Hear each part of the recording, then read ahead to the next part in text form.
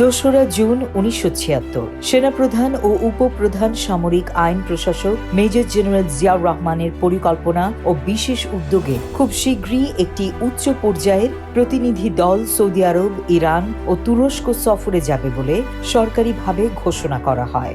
এসব দেশের সঙ্গে অর্থনৈতিক সহযোগিতার ক্ষেত্র সৃষ্টি করাই হবে প্রতিনিধি দলের এই সফরের উদ্দেশ্য।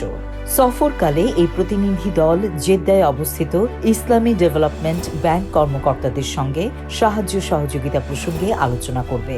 সেনাপ্রধান ও উপপ্রধান সামরিক আইন প্রশাসক মেজর জেনারেল জিয়াউর রহমানের সঙ্গে উল্লেখিত দেশগুলোর নেতৃবৃন্দের আলোচনার প্রেক্ষিতে প্রতিনিধি দল এই সফরে যাচ্ছে।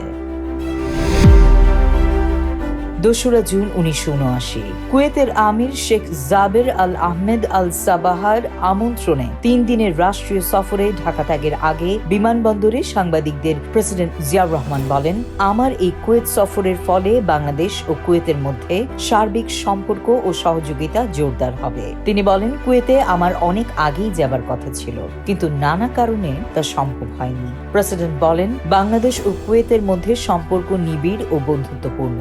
ইতিমধ্যেই বিভিন্ন ক্ষেত্রে দুদেশের সহযোগিতার সম্পর্ক প্রতিষ্ঠিত হয়েছে।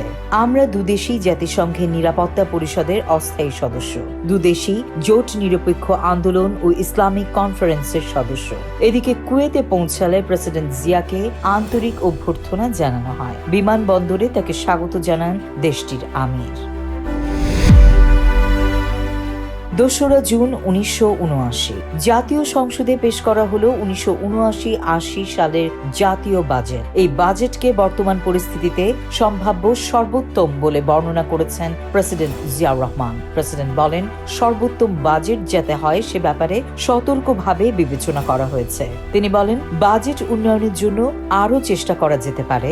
বিশেষ আলোচনার পর বাজেট উন্নয়নে সুনির্দিষ্ট কিছু করা সম্ভব বলে আমি মনে করি।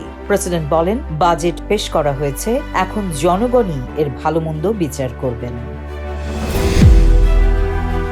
২রা জুন ১৯৮০ মৌচাকে পল্লী বিদ্যুতায়ন কার্যক্রমের প্রথম পর্যায়ে ঢাকা পল্লী বিদ্যুৎ সমিতি ১ এর উদ্বোধনী অনুষ্ঠানে ভাষণ দানকালে প্রেসিডেন্ট জিয়াউর রহমান বলেন, ১৯৯১ সালের মধ্যেই দেশের সব গ্রাম বিদ্যুতের আওতায় আনা হবে, তবে ৮৭ সালের মধ্যেই যাতে এই কার্যক্রম সম্পূর্ণ করা যায় সেজন্য চেষ্টা চালানো হচ্ছে। তিনি বলেন, গ্রামের এই বিদ্যুতায়ন জাতীয় জীবনের সার্বিক উন্নতি সাধনে গুরুত্বপূর্ণ ভূমিকা রাখবে।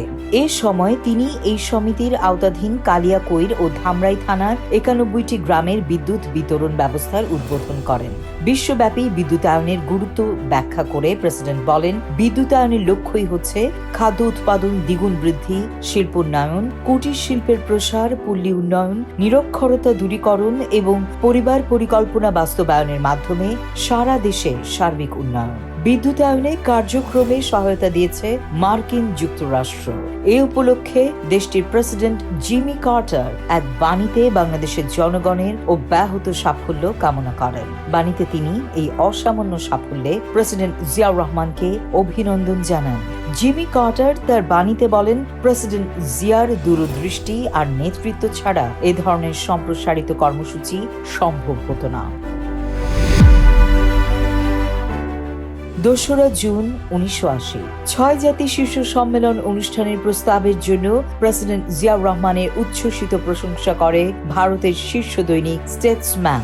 সহযোগিতার রাজনীতি শীর্ষক এক সম্পাদকীয়তে পত্রিকাটির দিল্লি সংস্করণে লেখা হয়েছে, স্ব স্বার্থে যৌথ উদ্যোগের অগ্রাধিকারের গুরুত্ব অনুধাবন করে প্রেসিডেন্ট জিয়া বাংলাদেশ, ভুটান, ভারত, নেপাল, পাকিস্তান ও শ্রীলঙ্কার মধ্যে অর্থনৈতিক, সাংস্কৃতিক ও সামাজিক সহযোগিতার সুপারিশ করেছেন। ২রা জুন ১৯৮১ মেঘাচ্ছন্ন আকাশের নিচে লক্ষ লক্ষ মানুষের ক্রন্দন, বিলাপ। ২১ বার তোপধ্বনির সঙ্গে সশস্ত্র বাহিনীর গার্ড অফ অনার আর ধর্মীয় ভাব গাম্ভীর্যময় পরিবেশে পূর্ণ রাষ্ট্রীয় মর্যাদায় জাতীয় সংসদের উত্তর প্রান্তের খোলা প্রান্তরে অন্তিম শয়নে শায়িত হলেন জাতির প্রাণপ্রিয় নেতা জিয়াউর রহমান। এর আগে জানাজায় শরিক হলেন অগণিত মানুষ। এত মানুষ একসাথে নগরবাসী আর কখনো দেখেননি। প্রিয়জন হারানোর বেদনা নিয়ে আজ তারা হাজির প্রিয়জনকে বিদায় জানাতে। চোখে অশ্রু। দুপুর 12টায় অনুষ্ঠিত হলো জানাজা। এরপর কফিন তোলা হলো সামরিক শকটে। ধীরে ধীরে নিয়ে যাওয়া হয় সমাধিস্থলে। এই সময় প্রেসিডেন্ট জিয়ার 2 শিশুপুত্র তারেক রহমান ও আরাফাত রহমানও উপস্থিত ছিলেন। সমাধিস্থলে আনার পর শুরু হয় রাষ্ট্রীয় আনুষ্ঠানিকতা। এরপর চোখের জলে প্রিয় প্রেসিডেন্টকে কবরে শায়িত করা হয়।